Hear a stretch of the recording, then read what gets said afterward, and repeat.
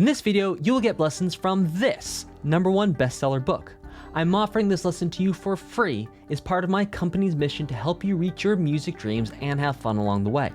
You will find the playlist with all videos from this course in the video description and comments. There may be information in previous videos that will make the video you are watching now easier to understand. I recommend watching the videos in order. Hi, I'm Dan Spencer, author of the Best Music Theory book for beginners.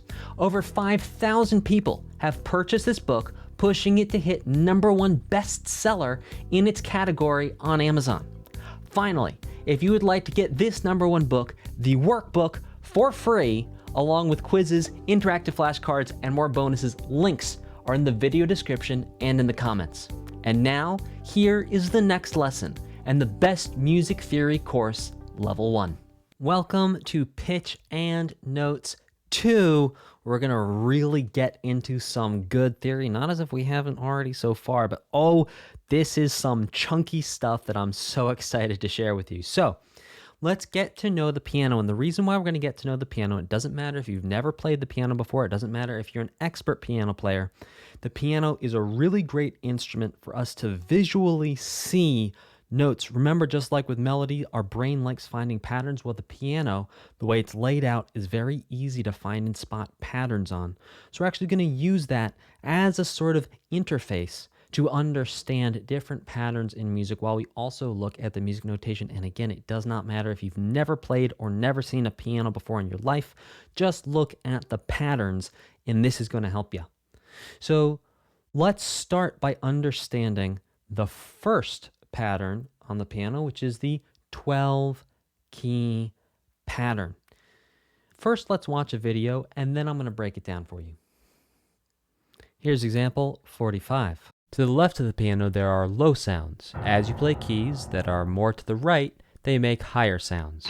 From left to right, each key makes a higher sound than the key before it.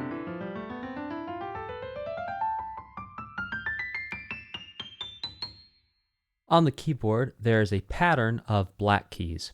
We can spot the black keys together in groups of 2 and in groups of 3 that are repeated all across the keyboard. Another pattern on the keyboard called the 12-key pattern. We can find this pattern by using our groups of 2 and 3 black keys as signposts or markers along the way. Part 1 of the 12-key pattern is built around our group of 2 black keys.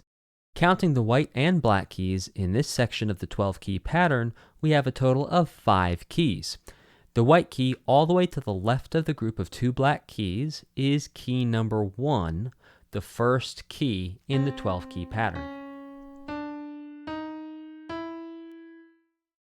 Part 2 of the 12-key pattern is based around the group of 3 black keys.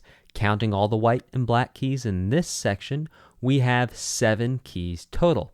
The white key all the way to the right of the group of 3 black keys is key 12, the last key in the 12-key pattern.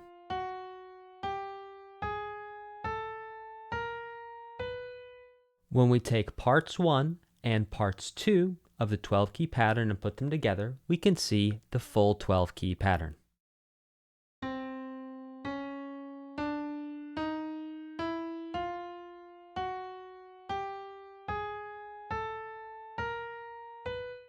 The 12-key pattern repeats over and over again for the entire keyboard. Every time it repeats, it sounds higher than the last 12-key group when played from left to right.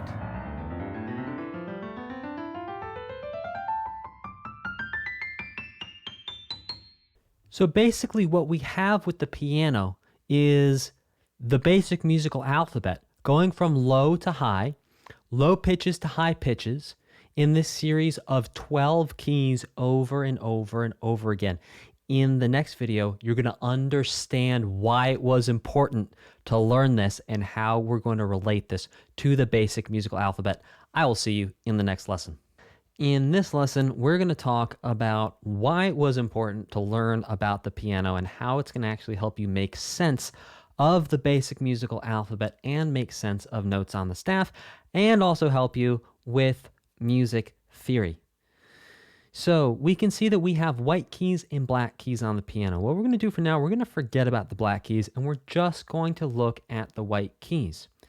So key number 1 from our 12 key pattern just so happens to be C, a C note from the basic musical alphabet. And key number 12 from our 12 key pattern just happens to be a B note. And sure enough, if we see C, D, E, F, G, A, B, that's the basic musical alphabet starting on C and ending on B. Because remember, we can start and end the basic musical alphabet on any note of the basic musical alphabet.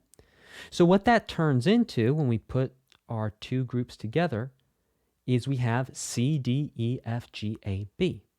Now, just like the 12 key pattern repeated from low to high on the keyboard, that's the same way the basic musical alphabet goes from low to high. It repeats A, B, C, D, E, F, G over and over again, and we're going to see the same thing here.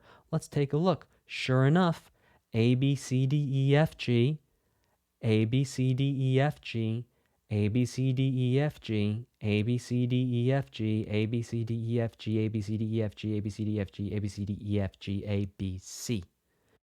And to show you what that would sound like, calling the names of the notes out as I play, A, B, C, D, E, F, G, A, B, C, D, E, F, G, A, B, C, D, E, F, G, A, B, C, D, E, F, G, A, B, C, D, E, F, G, A, B, C, D, E, F, G, A. The same way we had those ledger lines going from low to high, A, B, C, D, F, G, we can see that the piano is laid out in the same way. We have the basic musical alphabet going from left to right, from low to high, in the same way that the piano keyboard is laid out from left to right, going low to high. So let's remember how the basic musical alphabet repeats over and over again on the piano, just like the basic musical alphabet repeats over and over again on the staff. And that's going to help us understand some really interesting things in the next couple of lessons. I will see you in the next lesson. In this lesson, we are going to talk about pitch class. Pitch class are all the notes that share the same letter name. So for example, we learned about the F note in space 1 of the staff and the F note on line 5. We said, oh, those are two different F notes. We'll talk about that later. Well, we're getting to the point where we're going to start to talk about why those are different. So those two F notes, they're both F notes. They're the same pitch class. So all E notes, those are all the same pitch class. All G notes, those are all the same pitch class. All B notes, those are all the same pitch class. All D notes are the same pitch class. All F notes are the same pitch class. All A notes are the same pitch class. All C notes are the same pitch class. So pitch class doesn't show us how low or how high the note is. It doesn't show us whether it's a low pitch or a high pitch. All it's doing is it's saying the name of this note is E, and all of the notes that are named E, they belong to the same family or the same pitch class. So now we're going to watch example 47 together, and we're going to see and hear how different notes that are in the same pitch class sound from each other. So each pitch class is the same family. The pitch class is all the E's, all the F's, all the G's. But the F's are going to sound different one from the other. The E's are going to sound different one from the other. But you might hear that there's a common element. It's sort of like when you see a family together and you see the cousins and the brothers and the sisters and the mother and father, and they all sort of look a little similar. There's something a little similar about how all they look. That's what you're going to hear for pitch classes, that there's a similar thing in each pitch class, how all the E's sort of sound like they're related, even though they're different, just like different members of a family are related, but they're different. All the F's, they sound, oh, there's something a little bit similar, but it's a little different. Let's check it out.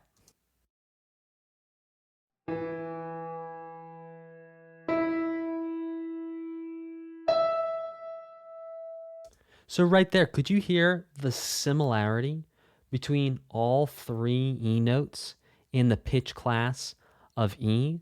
Each one sounded different, sure. They're different members of the same family, but they also had a similar element to them, a similarity. This time I'm going to let it play all the way through.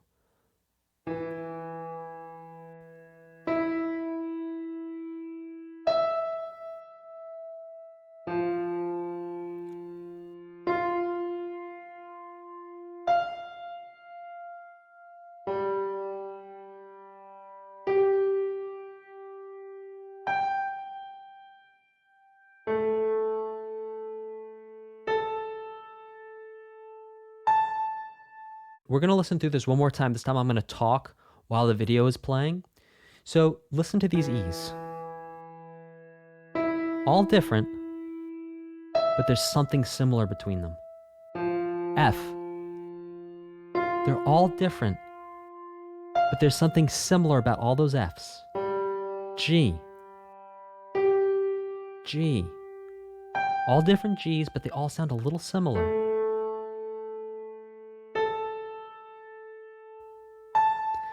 And the similar that I'm talking about is not how high or how low the pitches are. There's just something in there that your pattern recognizing brain may be picking up on and going, something sounds similar there. I see the family resemblance between the E's. Even though some of them are very low, some of them are very high, there's still a family resemblance. There's still a family resemblance between the F's, the G's, the A's. Though we're not listening to them, it's the same thing with B's. B, B, B, B. All similar. Here's all the C's. C, C, C, C. So then you can hear they're all different. Some are much lower than others, but there's a similar thing to them, which we are going to talk about. Here's all the D's. And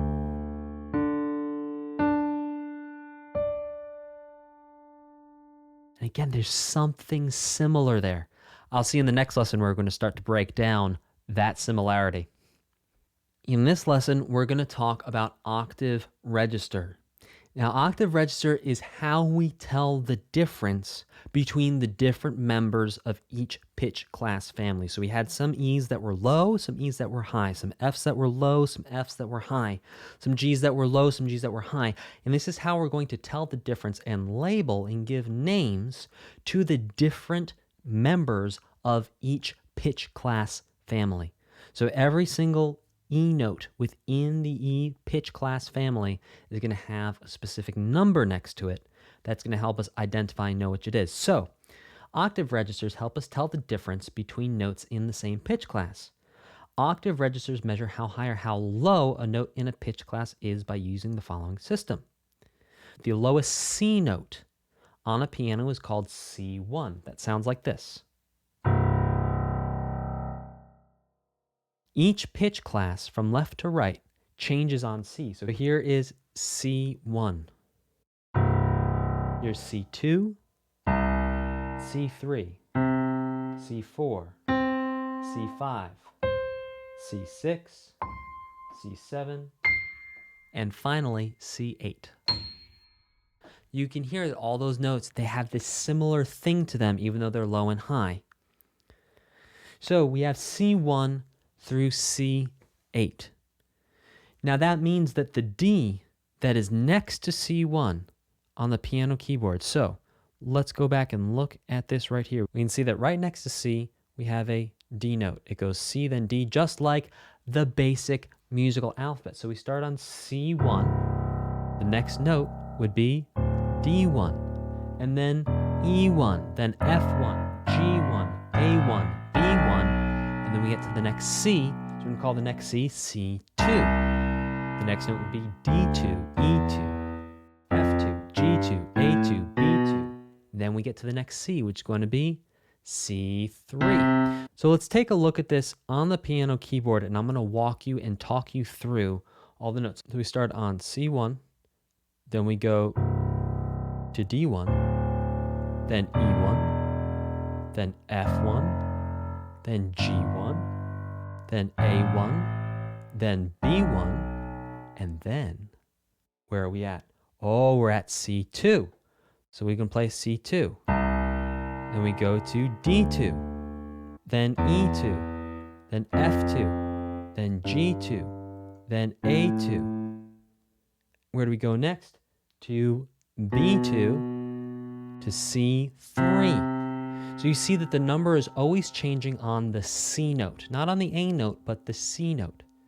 Then we have B3, then we have E3, F3, G3, A3, B3, and then the number's going to change when we get to C. It's going to be C4. After C4, our next note is going to be D4, E4, F4, G4, A4, B4, then we change numbers on C to C5, D5, E5,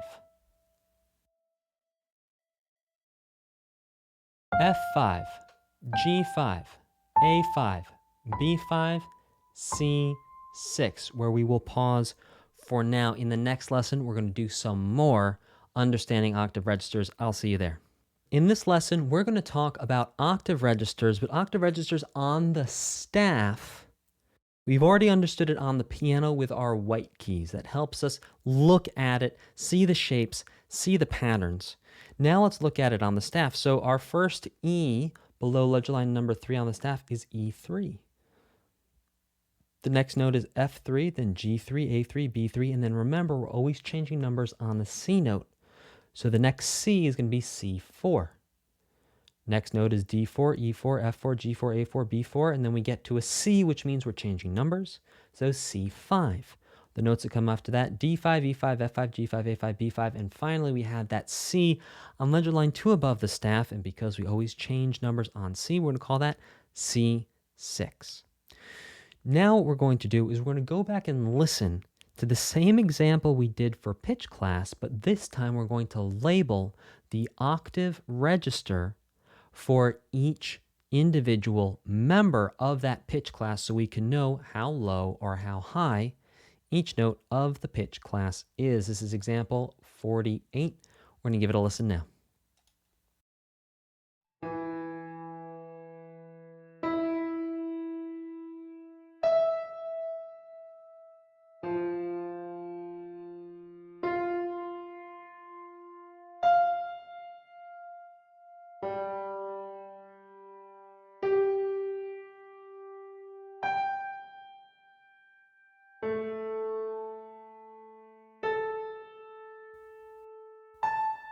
So first up, we have 3 notes from the pitch class of E. We have E3, E4, E5. Now we can hear, sure enough, E3 is lower than E4, E4 is lower than E5. Another way of saying that is E4 is higher than E3, and E5 is higher than E4 and E3.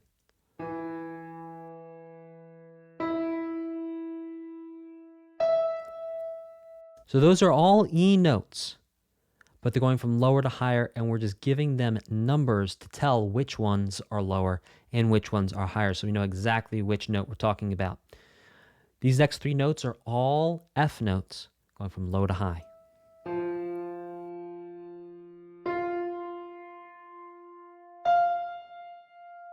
These next 3 notes are all G notes, going from low to high with their octave register number next to the letter name of the note.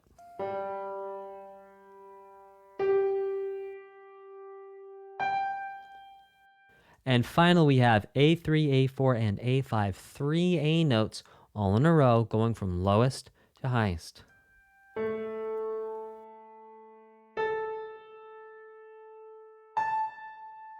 Those are octave registers. Remember, the number always changes on C notes. But this is a very useful system so we can always know which E we're talking about. So instead of saying, oh, the E that is 3 ledger lines below the staff, we just say E3. Instead of saying, oh, the F on line 5, we just say F5, which lines up very well, don't you think? I will see you in the next lesson. In this lesson, we are going to talk about octaves. Now, the octave is a space between 2 notes that are in the same pitch class that are 1 octave register away from each other. So, for example, E3 to E4, that's an octave. E4 to E5, that's an octave.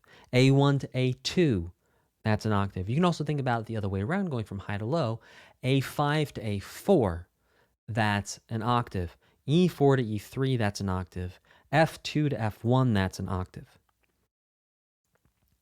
So we're going to look at octaves in 2 ways. First on the keyboard and then on the staff. Before I talk about it and break down, we're going to watch a video that's going to maybe help you understand it a little bit more because you're actually going to hear some notes and I'll be able to explain along the way. This is example 49.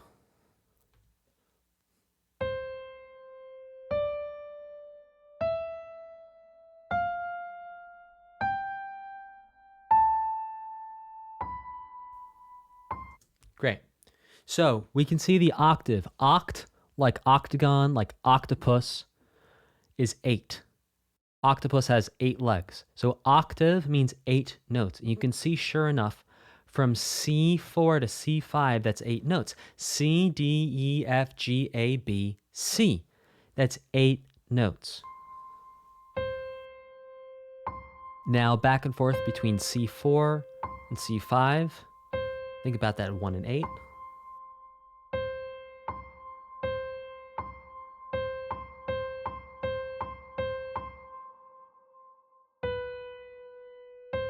And here's going octaves of B. In this case, this is B3 to B4.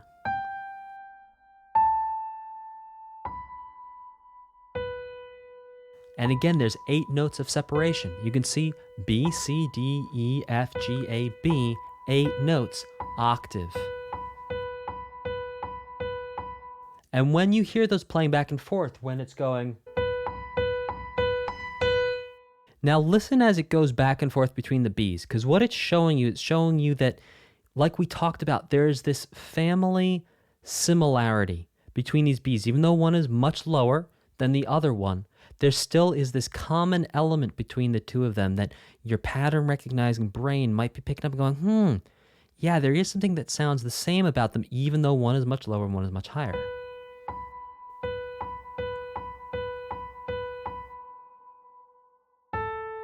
Now we're going to do octaves of A. A, B, C, D, E, F, G, A. That's 8. Octave. From A to A. And see, we can go from high to low, we can go from low to high. Still an octave.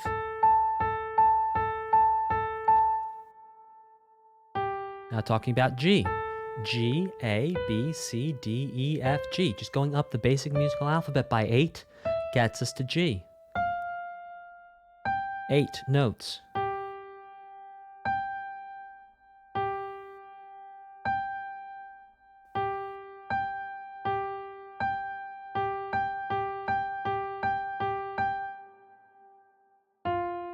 Now F to F. F, G, A, B, C, D, E, F. Count them. F, G, A, B, C, D, E, F. 8 notes. That's the octave. And hear the similarity between the Fs. One's lower, one's higher, but there's something similar about them. That's an octave.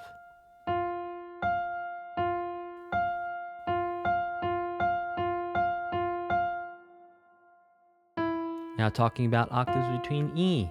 E. F, G, A, B, C, D, E. That's 8 notes. Octave. And hear the similarity between the E's. Low, high, but similar.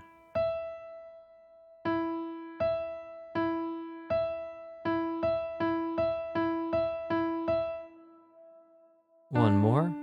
The octaves between D's. D, E, F, G, A, B, C, D.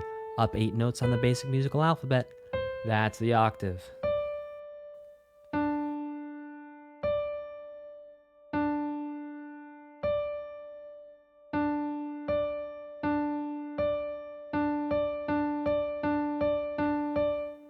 I will see you in the next lesson.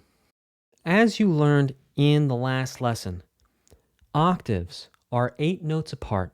They're going to be 2 notes from the same pitch class that are 1 octave register away from each other. For example, C4 to C5, 8 notes apart, C4 to C5, and again, you can go from low C4 to C5 or C5 to C4.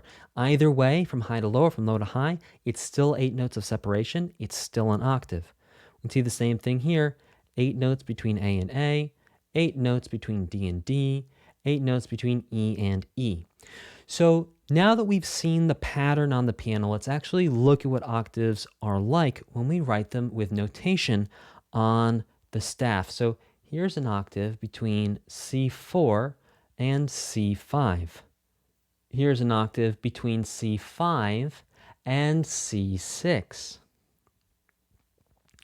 Here's an octave between D4 and D5. Here's an octave between E4 and E5. Here's an octave between F3 and F4. Here's an octave between F4 and F5. F5, remember that octave always is only going to go up by one number. So F4 to F5, F3 to F4, F3 to F2, F1 to F2. That separation between one octave register in the same pitch class, that's our octave. Let's look at a couple more examples. Here's G4 to G5. Here's A3 to A4, A4 to A5. Now here are some octaves going from high to low. We have G5 to G4, E5 to E4, and D5 to D4. Those are octaves as written with music notes on the staff. They all have the same distance of separation, which is 8 notes of the basic musical alphabet going up or down. So we can see we have ascending octaves, which means going from low to high, and we have descending octaves going from high to low. Octaves work either way. Just make sure that there are 8 notes in your octave and that the octave register only changes by one number. So G4 to G5, G6 to G5, F1 to F2, C4 to C3, just like that. I will see you in the next lesson. In this lesson, we're going to start to talk about accidentals. Accidentals are musical symbols that raise or lower a note or return a raised or lower note to its natural state or its beginning state where it started. Now, when we say raised or lowered, for right now, we're just going to say raised or lowered by a little bit. So it changes the sound just a little bit. So it doesn't change it so much that it becomes a new letter. For example, you couldn't put a sharp in front of a C and have it sound like a D. You couldn't put a flat in front of an F and make it sound like a C. It's not going to change the letter. Then each note name is going to keep the same letter, but it's going to change its sound just a little bit when we add one of these notations to it. Now, throughout this book and this course, you're going to see accidentals written in different ways, both with handwriting and printed in several ways. That's because when you're out in the real music world, you will see these accidentals printed and written in slightly different ways. So I want to make sure you can recognize them wherever you see them. So let's talk about our 3 accidentals. The first accidental is called a flat. You can see a flat looks kind of like a little lowercase b, but with a pointy end down at the bottom. And a flat makes a note sound at a slightly lower pitch. And now flat will be added to the note name. So for example, if you had a D note and you have a flat with it, you would say D flat. The next accidental for us to talk about is a natural accidental. A natural accidental is kind of like an L and then an upside down L joined together with a little space between them. Now, what a natural does is it cancels out any other accidentals. So perhaps we have a flat accidental that made a note a little lower. If we put a natural accidental on it, it's sort of like taking a healing potion while you're playing a video game, and all of a sudden you are back to normal. That's what the natural does. It returns you to your regular state.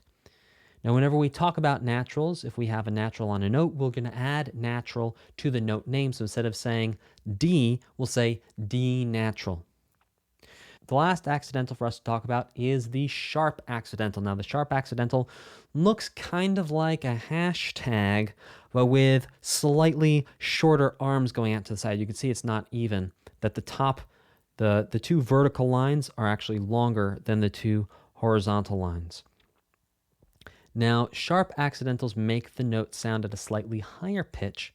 Whenever we talk about notes that have a sharp, we're going to add sharp to the note name. So instead of saying D with a sharp, we'll just say D sharp.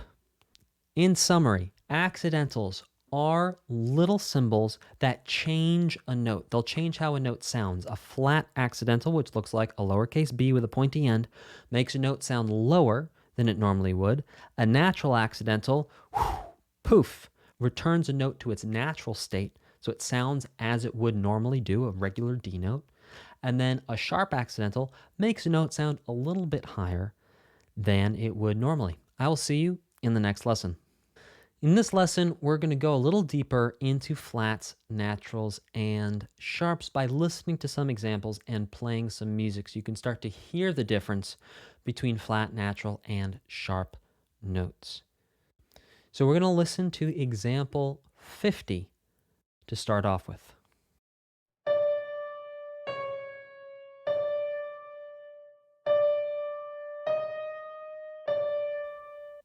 Okay, so in our first example, what we're going to hear is that we have a regular D note, a D5 note. Then we're going to add a flat symbol to it. It's going to change how the D note sounds.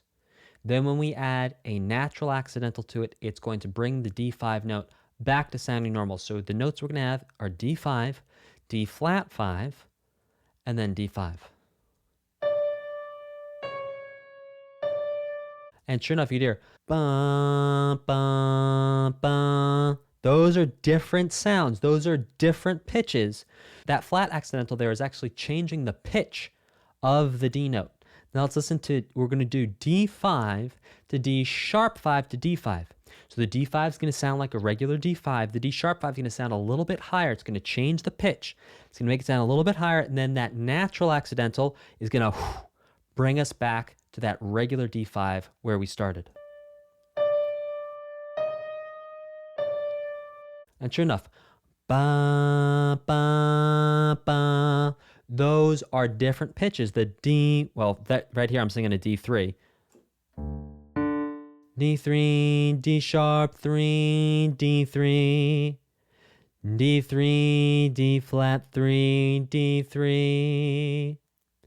So what I'm going to do now is I'm going to play a couple of notes and actually call out the sharps and flats for them as we go.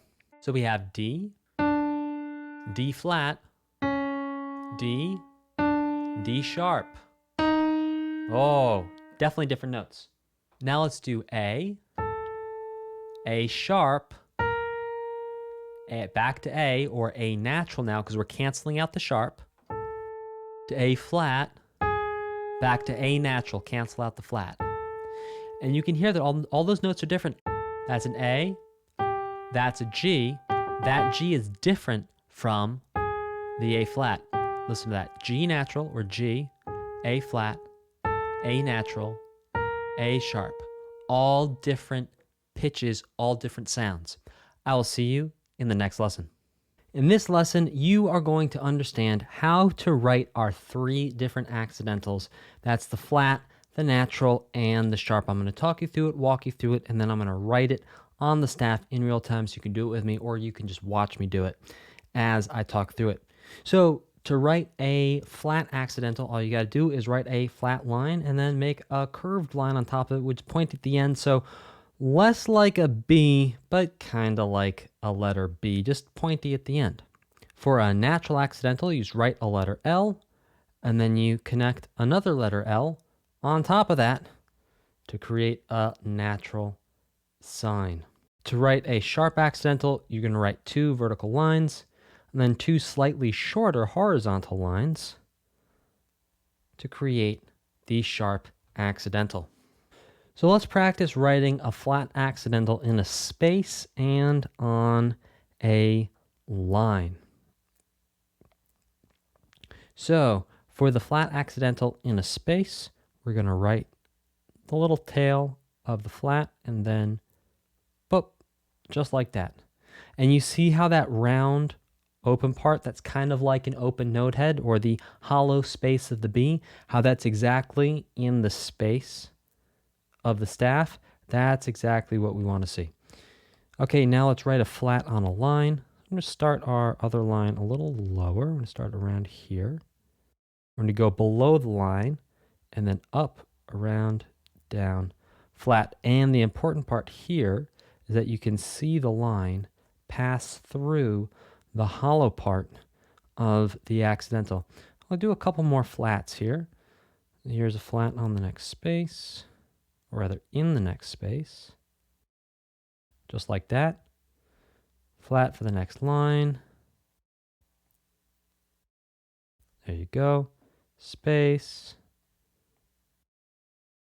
line. This part should be a little taller.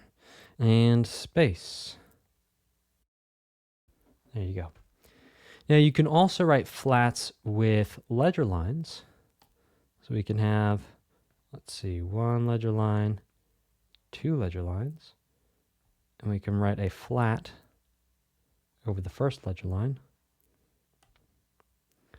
Or here's another ledger line. Let's see, one ledger line, let's put a flat below it. There you go. That's a flat below the ledger line. Okay, let's look at some natural signs. Natural sign in a space. We're just going to write the two L's on the lines of the staff, and that's going to get us a nice open space. You see my first uppercase L, I write the bottom of the L along the line of the staff, then I write my upside down L along the line of the staff, and then I come down. That's a nice, beautiful, symmetrical natural sign. Now we can also do that on a line. Here we go. We're going to go about halfway between the two lines in the space. There we go. This could be a little longer. There you go. That's a nice, beautiful natural sign. Let's do a couple more natural signs. On the line. On the line. And I'll make that just a little longer. Then in the space. And now we're going to put the whole of the accidental, the empty space of the accidental, on the line. There we go. Make this top part a little longer. And space. There you go. So that's how you write a natural accidental. Now, finally, let's look at writing sharp accidentals. So on a line,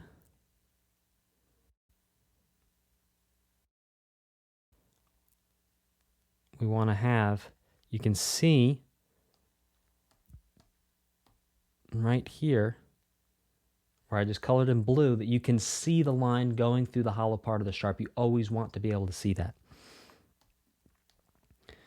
Now a sharp on a space.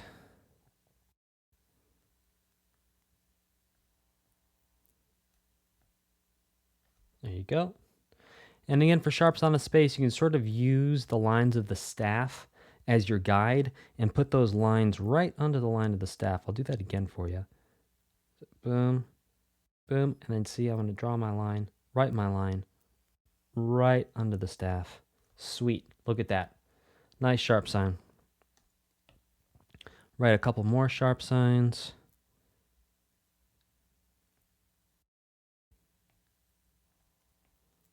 There's one.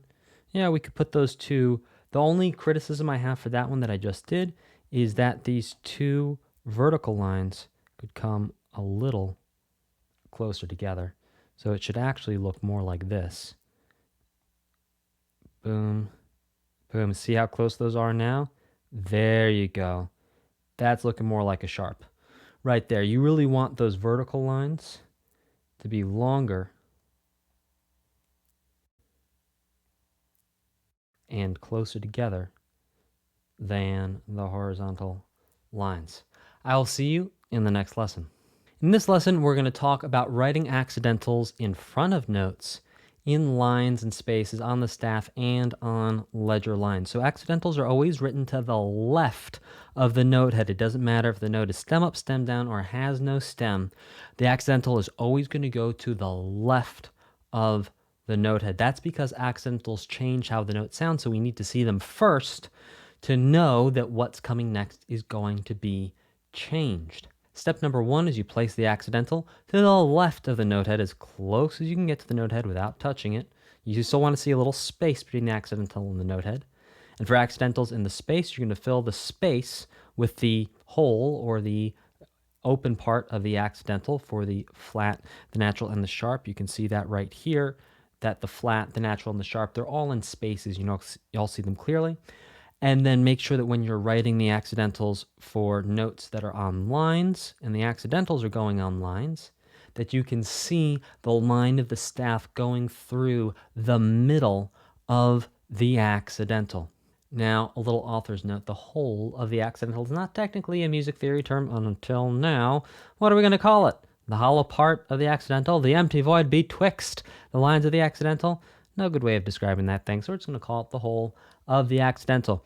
Groove with me here. We're going to head over to some staff paper where I'm going to write some notes with some accidentals so you can see me doing that in real time, and I'll talk you through it.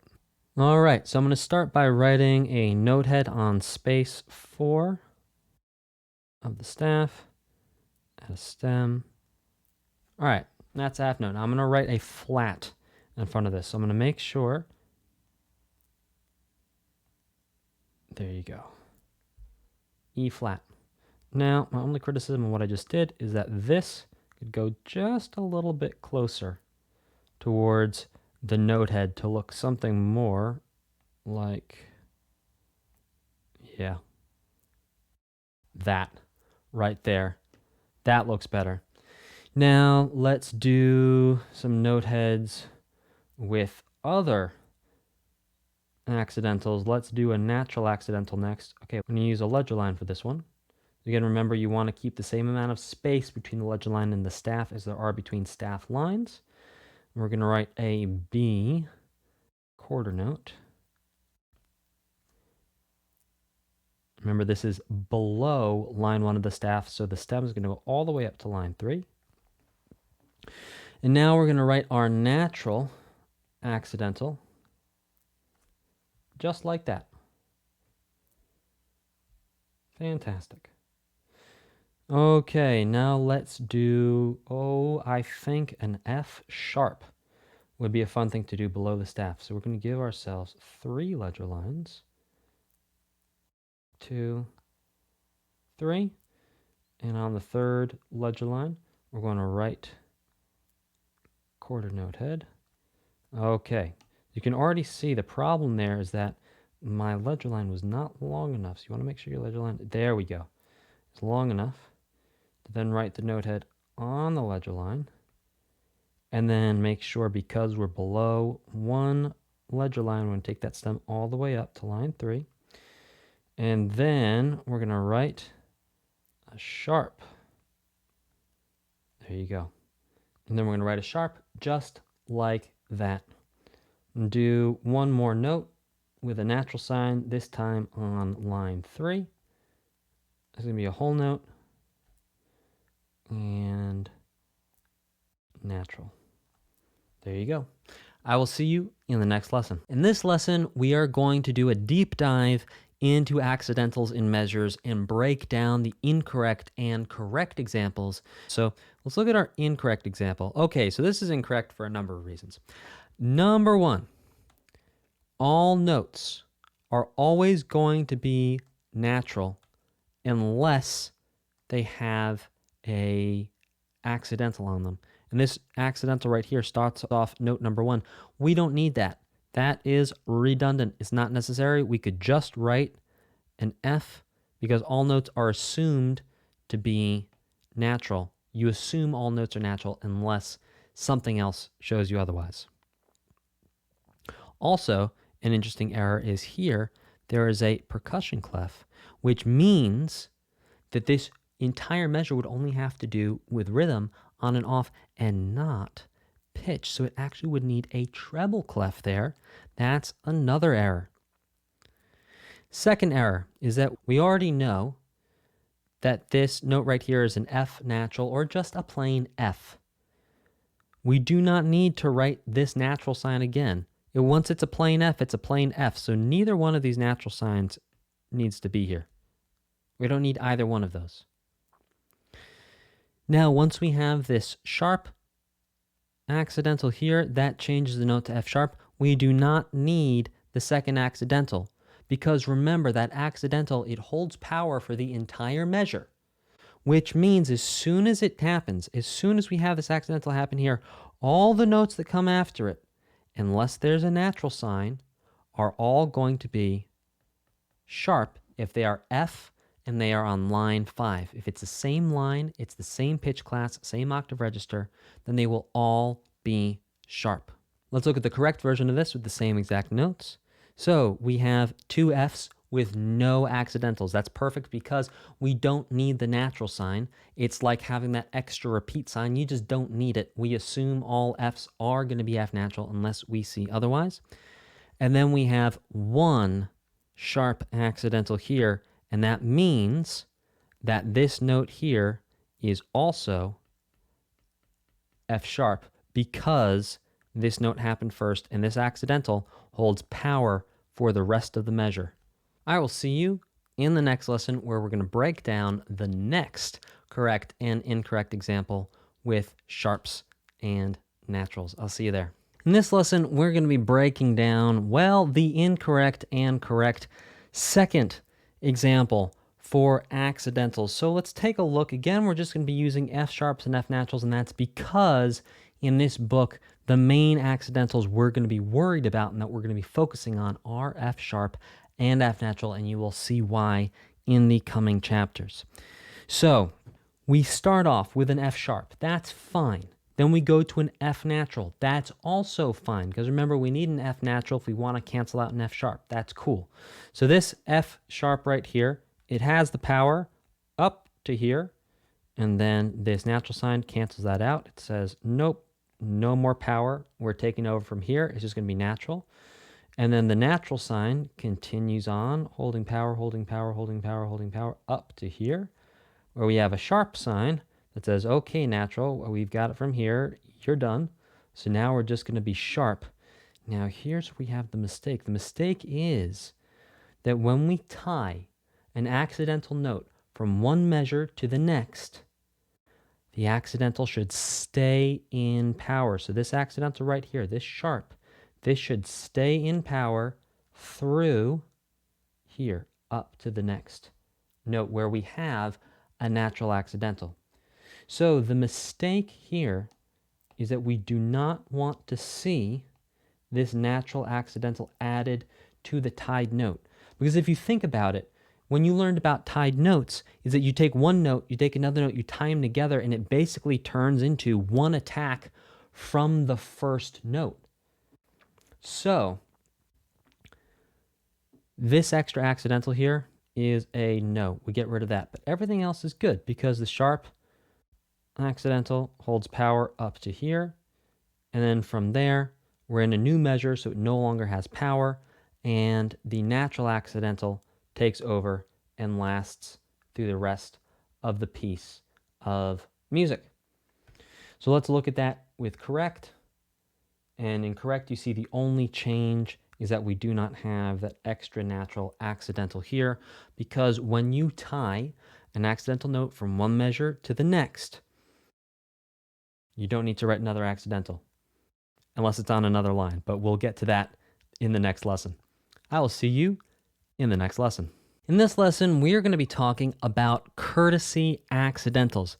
Courtesy accidentals are really, really nice reminder accidentals that are not necessarily for you, but are for other people who are going to read or play your music at some point. So you want to be very nice to them and give them courtesy accidentals. Now, if you're using an electronic music software like Noteflight, Sibelius, or Finale, it'll oftentimes automatically generate the courtesy accidentals and you don't even need to think about it. But if you're writing by hand, and I recommend you do start writing by hand because you're going to get a lot better feel and integration within yourself for actually creating the music, you do have to write the courtesy accidentals every single time. So courtesy accidentals appear after another accidental to remind the performer who's reading your music or playing your music, or even yourself, which note to play. Courtesy accidentals are a way to be very nice to anyone who is playing your music, and it makes their job much easier and clearer, which usually helps them actually do a better job playing your music. So first I'm going to break down this example, and I do encourage you to review example 51 and actually listen to it so you can hear the difference between the F naturals and the F sharps. And again, there's just a small difference between the pitches of F natural and F sharp, which we will talk about in a couple of lessons. So let's break down the courtesy accidental usage in this example 51 right here. So we can see in measure 1 we have an E. That's fine. Measure 2 we have an F sharp. And this is going to be an F sharp 5. Then we have a G5. And then we don't need to write the natural accidental here, but it is a courtesy accidental. Now, the reason we don't need to write it is because this accidental over here only holds power for this measure. It stops there. It does not go past there. Remember, accidentals only hold power for the measure that they are in unless they are tied in a note into a next measure. So we know, and all musicians, by the way, if they have any training and they know how to read music, they're going to know this as well. They're going to know that that F sharp only lasts for this measure right here. So what you're doing with this courtesy accidental right here is you are showing and being super nice and be like, hey, listen, by the way, you remember 2 measures ago you played an F sharp? Well, just a kind and friendly reminder that in this measure over here, it doesn't need to be an F sharp anymore because, as we all know, accidentals only hold power for one single measure. So that's why that is a courtesy accidental. And then you can see again over here towards the end, we have another sharp. That's not a courtesy accidental. That's actually changing the note. As you know, when we add a sharp to a note, it makes it sound a little bit higher. So it's actually asking the performer to make a different sound, to play a different pitch, to play a different note. So to break down and in summary, in measure 4, there's a courtesy accidental. It does not need to be there. The sharp accidental in measure 2 only changes the F to an F sharp for that measure.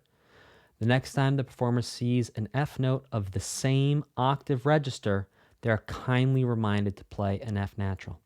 So it's just being very, very, very nice to whoever's reading your music and also possibly yourself to remind everyone, by the way, this is an F natural. I'll see you in the next lesson. In this lesson, we're going to be breaking down more courtesy accidentals to see where and why we would use them to be super nice to anyone who is reading the music that you are writing. So let's zoom in and take a look. We have sure an F sharp, an F natural, that all looks good. F natural again on beat 3, F sharp on beat 4, which carries into beat 1, that's all good. Now this natural right here on beat 2, we don't technically need it because remember, sharps, flats, and naturals, all accidentals, they only hold power for one measure, and the only way they get out of that measure is if they're tied to a note. So this sharp accidental here, it only holds power for this measure, and that power is added just a little bit more and tied to this note. That power is extended, but it stops right here. Its power stops there. Now, all trained musicians who know how to read music will know that that F sharp stops there because they know that the sharp only lasts for one measure, and the only way it gets out of the measure is if it's tied to a note and then it loses its power. So all musicians will know, if you write this for someone, if you write this for a musician to play, they will know that the F sharp stops there. But what you're going to do is you're going to be very, very nice. You're going to be very courteous and polite. And you're going to give them a little reminder, hey, by the way, just a reminder, we are back to F natural here. So it's not technically needed to write that accidental there, but it's very nice and it's very courteous to do so. Now we actually have a couple more courtesy accidentals in this piece of music. Let's look at the last measure. We actually have 2 different courtesy accidentals. So the measure starts off on beat 1 with an F sharp. Beat 1, we have an F sharp. Great. And this is an F sharp 5, by the way. So let's put this down here. F sharp 5. Now the next note we have is an F4.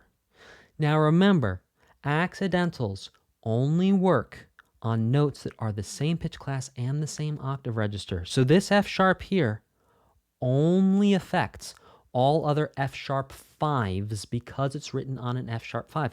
So the next note is an F4.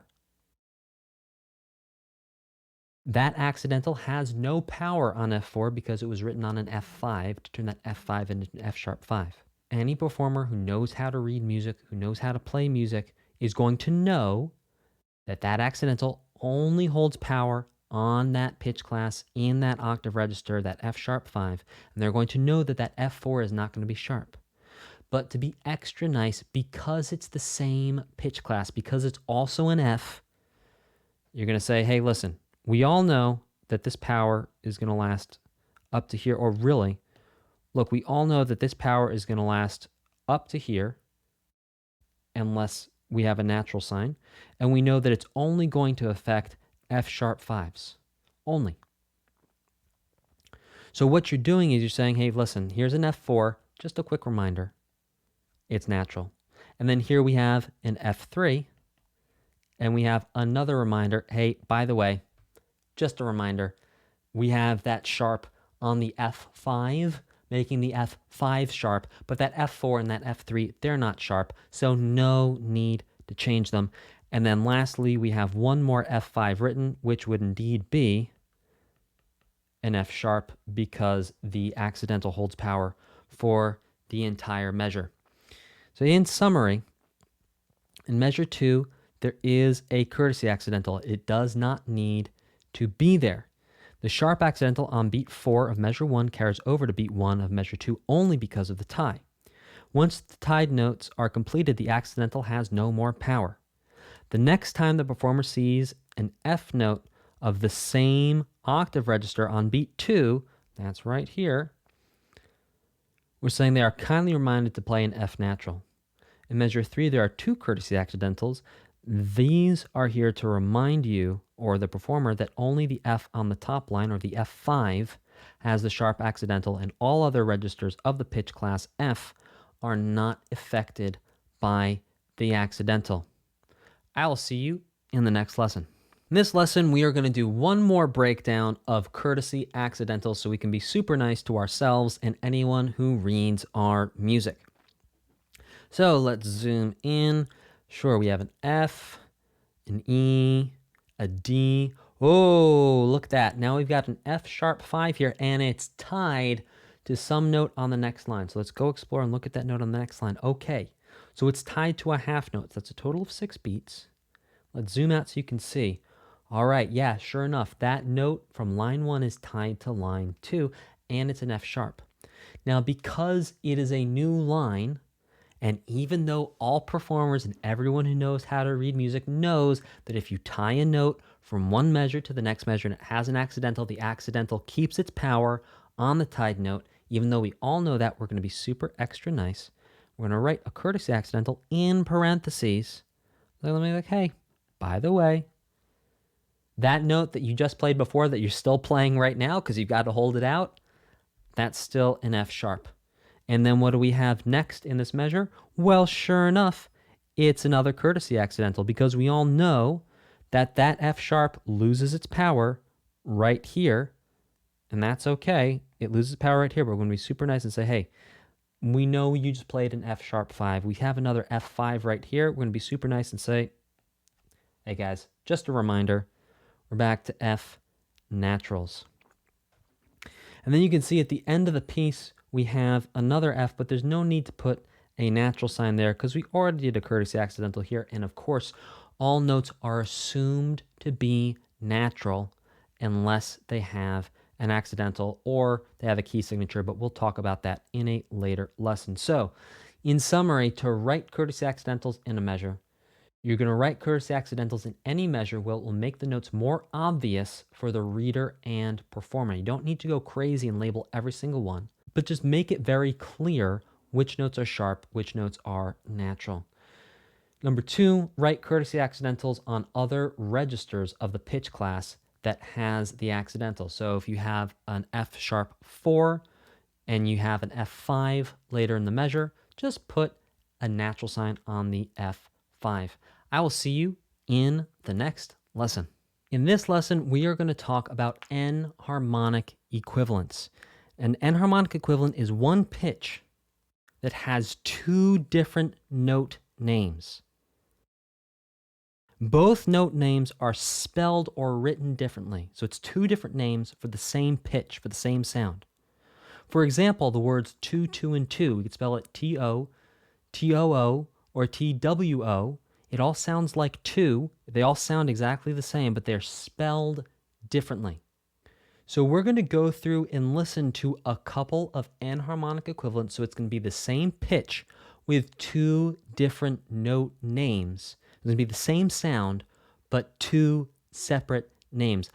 We're going to listen to example 53 together to hear a couple examples of pitches that have two different names. Let's take a look.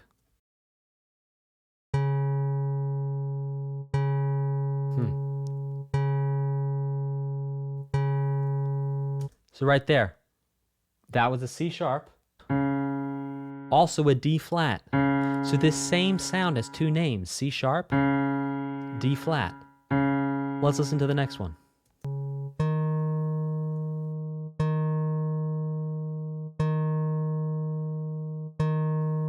So right there, D sharp sounds the same as E flat, and E flat sounds the same as D sharp.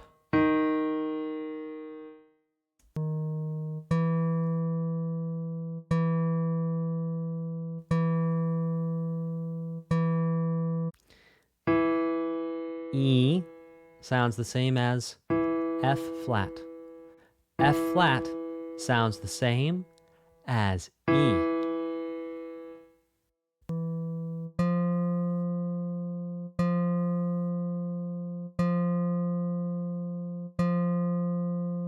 So, F sounds the same as E sharp, and E sharp sounds the same as F.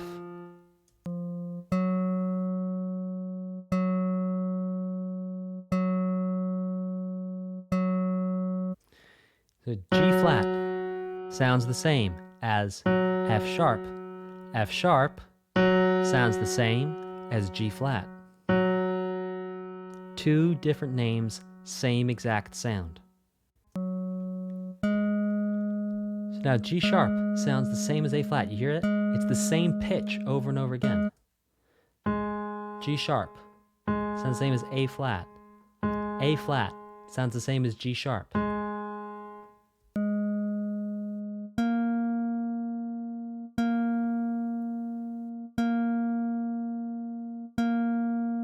So, A sharp sounds the same as B flat, and B flat sounds the same as A sharp. Same pitch, two different names.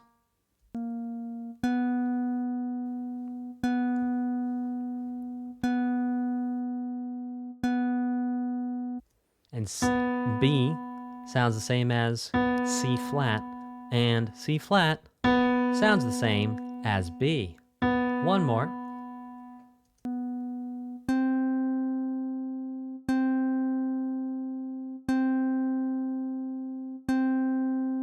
So C sounds the same as B sharp. B sharp sounds the same as C. So we just heard a whole bunch of notes that share the same sound but have completely different names. Let's look over these notes one more time together. So we have C sharp and D flat have the same sound, two different names. D sharp and E flat, same sound, different names. E and F flat, same sound, different names. E sharp and F, same sound, different names.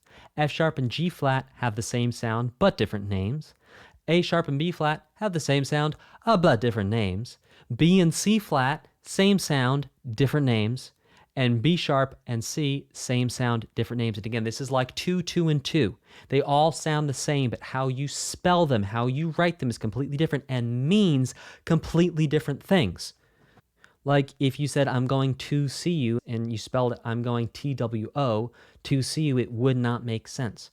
In the same way, sometimes when you use a C sharp, it's going to make sense. And if you were to use a D flat, it would not make sense.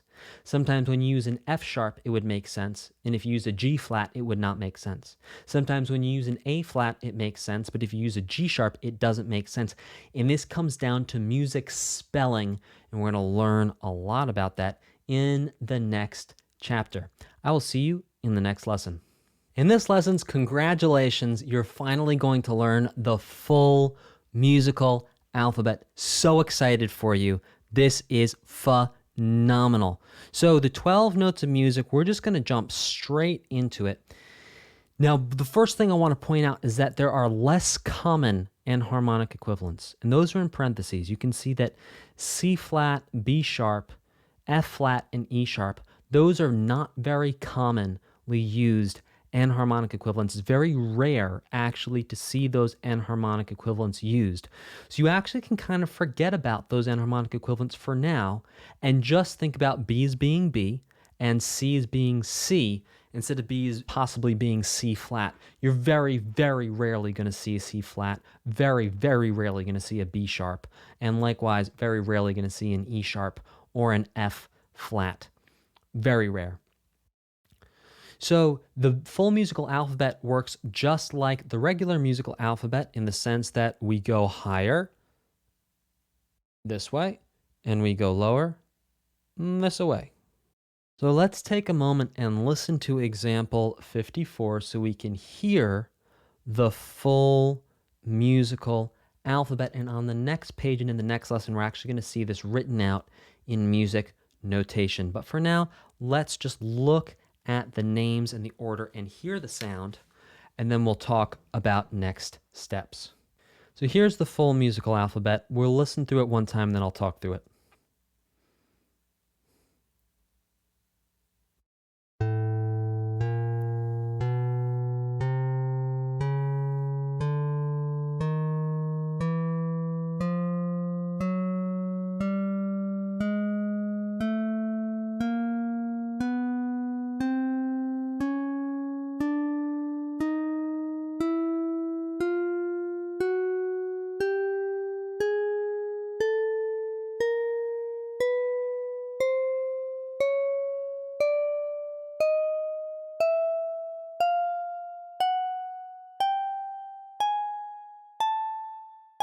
Now back down, so descending from high to low.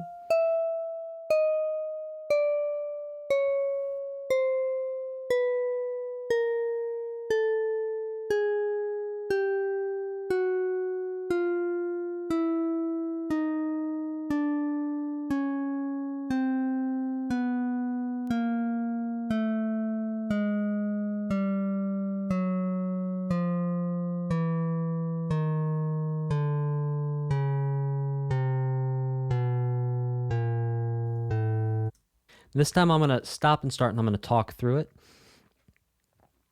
So we have A sharp, or B flat is the way you're going to say it. So A sharp, or B flat. The next note is B. And notice between B and C, there's no sharp or flat note. So like between A and B, we have indeed a sharp note.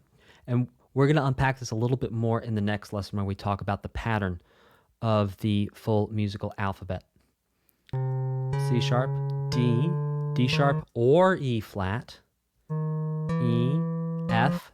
Again, no sharps or flats between E and F sharp or G flat, G sharp or A flat, A sharp or B flat, B, C sharp or D flat, D sharp or E flat, E, F sharp or G flat, G sharp or A flat, A.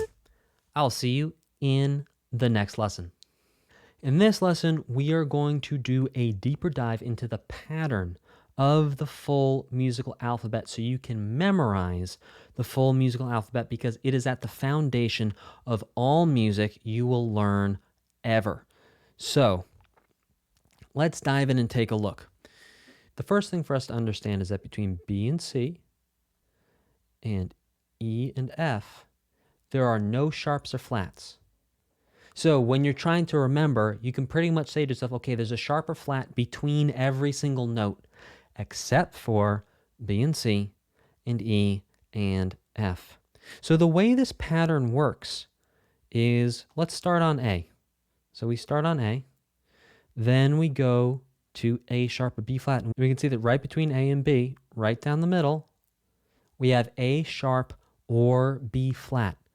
So if we were to raise A sharp up by a little bit with the sharp, or we were to lower B down by a little bit with a flat, that gets us the same pitch, A sharp or B flat.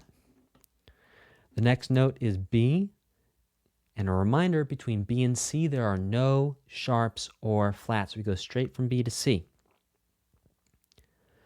Now, if we look between C to D, sure enough, down the middle, we have C sharp or D flat. So if we raise C up a little bit, or if we lower D down with a flat, we get the same pitch. That's C sharp or D flat. Same pitch, two different note names. Let's keep looking here. Okay, so we see we have D and we have E, and down the middle, sure enough, between them, we have D sharp or E flat. D sharp if we were to raise the D up just a little bit. E flat if we were to bring that E down just a little bit. That gets us D sharp or E flat. Quick reminder that between E and F, there are no sharps or flats. We go straight from E to F. Now let's look at F to G. F to G, just like our basic musical alphabet, except now we're adding something in between them down the middle. That's an F sharp if we raise the F up with a sharp accidental, or G flat if we lower the G with a flat accidental. We get the same pitch, F sharp or G flat. Again, let's go back to our basic musical alphabet from G to A, divide it down the middle. If we were to raise G up with a sharp to G sharp, or we were to lower A down with a flat, G sharp or A flat. Now that is the full musical alphabet. I highly recommend memorizing the full musical alphabet, at least going forward. So you should be able to do this without looking at your screen. A sharp or B flat, B, C, C sharp or D flat, D, D sharp or E flat, E, F, F sharp or G flat, G, G sharp or A flat, A. Be able to go around and know the order of the full musical alphabet. I will see you in the next lesson. In this lesson, we're going to talk about half steps.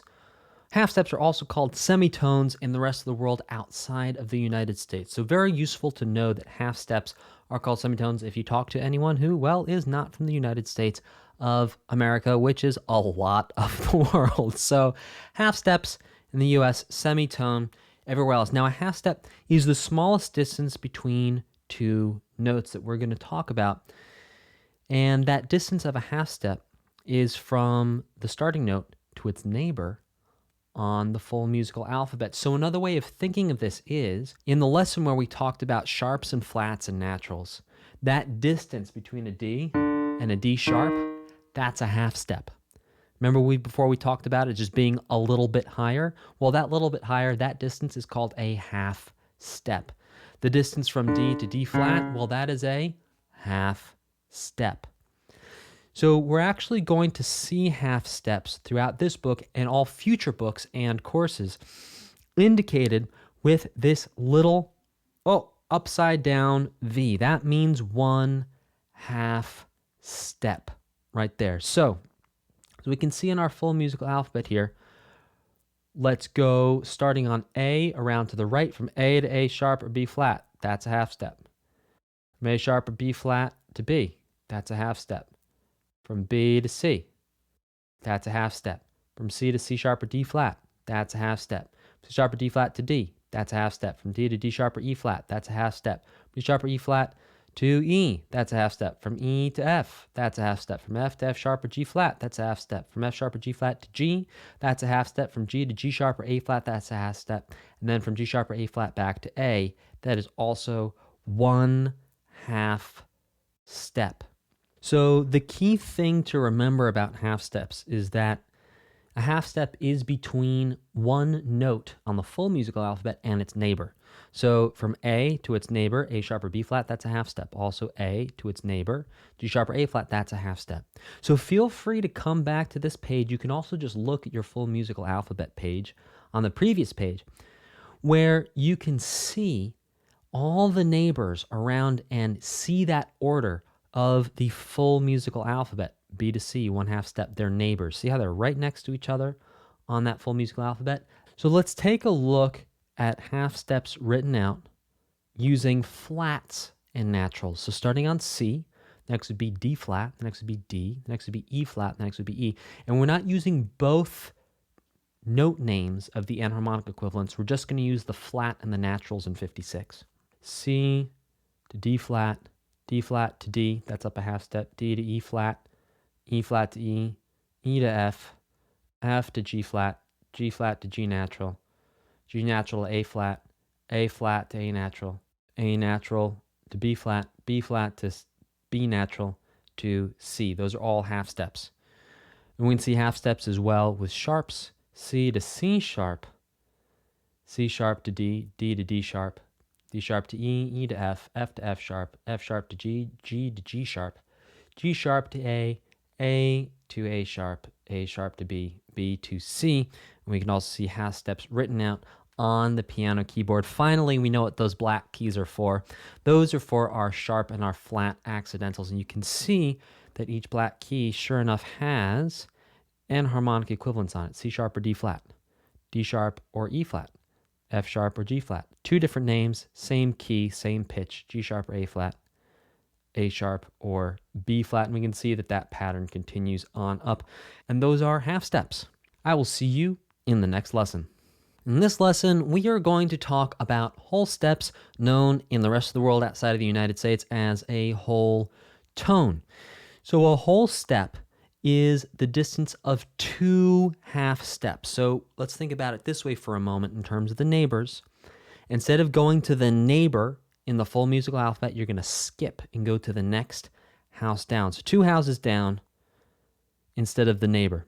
So we can see here, sure enough, that if we start on A, we skip A sharp or B flat, A to B. That's the whole step. We skip C, B to C sharp or D flat. That's the whole step. C sharp or D flat to D sharp or E flat. That's the whole step. D sharp or E flat to F, because we're skipping E. That's a whole step. F to G. G back to A. So because we're skipping one note every time, we're skipping two houses down instead of going to the neighbor, there's actually going to be two different sets of whole steps that we can see here. So one is if we start on A, and one is if we start on A sharp or B flat. If we begin counting whole steps starting on A, we'll get A, B, C sharp or D flat, D, F, G, A. That's this one right here. Now, if we start on A sharp over here, then we go A sharp to C to D to E to F sharp or G flat to G sharp or A flat, back to A sharp or B flat. Now you can, just like the full musical alphabet, begin and end on any letter. You don't have to start on A. For example, you could start on B, then go to C sharp, or you could start on C, then go to D for whole steps 2 as opposed to whole steps 1. So whole steps 1 is really, we're just thinking about it in terms of starting on A, but you could start on any of the notes. Whole steps 2, starting on A sharp, but again, it could be any of the notes. So let's look at whole steps 1 with flat notes and then sharp notes. And again, we're going to show you starting on a different note. We're not going to start on A. We're starting on D flat. So D flat to E flat, that is a whole step. From E flat to F, that is a whole step. From F to G, whole step. From G to A, whole step. A to B, whole step. From B to D flat is a whole step. And whenever we see this little swoop under thing right here in this book and in this course, in all their books and courses, this means we're dealing with a whole step. And you can see that around both whole steps 1 and whole steps 2 for the full musical alphabet. We have these swoops here showing that we have a whole step, and we also have them here right underneath the notes showing, yep, there's a whole step between each note. So now let's look at whole steps 1, but use the sharp note enharmonic equivalent. So instead of D flat, we're going to start with C sharp. Instead of E flat, we're going to say D sharp. Oh, F, that's the same. G, that's the same. A, that's the same. B, that's the same. And instead of D flat, we're going to say C sharp. You got it. So let's look at that on the piano keyboard. We have a whole step, whole step, whole step, whole step, whole step, whole step, whole step, whole step, whole step, whole step, whole step, whole step. All whole steps. Let's look at whole step 2 with notes. We have C, D, E, G flat, A flat, B flat, C. Now let's say those same notes, those same pitches, but use the sharp names instead of the flat names. So we have C, D, E, all those line up. Yeah, all those line up. But then instead of G flat, we're going to say F sharp because that's an enharmonic equivalent. G flat and F sharp, those are enharmonic equivalents. A flat to G sharp, enharmonic equivalent. B flat to A sharp, enharmonic equivalent. C to C, the same note. And then finally we can just see that on the piano keyboard, whole step, whole step, whole step, whole step, whole step, whole step, whole step, whole step, whole step, whole step, whole step. We can see on the piano keyboard, instead of having one note and we're going the neighbors, we can actually see that skip. See, we're skipping this, we're skipping this, skipping this, skipping this, every other note. See, we're skipping every other key in the same way that on the full musical alphabet, we're skipping every other note. Those are whole steps, and I will see you in the next lesson. In this lesson, we're going to talk about pitch class again, but this time with accidentals. So previously, we would talk about the pitch class of F, and then, oh, maybe there's an F sharp added to it, or maybe there's a pitch class of G, and maybe we add a flat to it or a natural to it, whatever. Now we're going to make a clear difference between the pitch class of F and the pitch class of F sharp. They are two different pitch classes from here on out. So for example, here's the pitch class of F, and here's the pitch class of F sharp, and these are two different pitch classes. Pitch class of F, pitch class of F sharp. These are two different pitch classes. For example, the pitch class of G flat, that's over here. We have the pitch class of G flat, and then we have the pitch class of G. These are two different pitch classes now because all these notes, we got G flat 3, G flat 4, G flat 5, whereas here we have G3, G4, G5, different pitch class. And again, a separate pitch class for G sharp, different pitch class. Pitch class of A flat is going to be different from the pitch class of A, which is going to be different from the pitch class of A sharp. So keep in mind moving forward that when we talk about pitch class, we're really going to be thinking about F sharp as its own pitch class that is separate from F, though they are very closely related. They are, oh, maybe like second cousins as opposed to just cousins and brothers and sisters. I will see you in the next lesson. Oh, but it's not over yet. Click here to watch the next video lesson or up here for the full video playlist.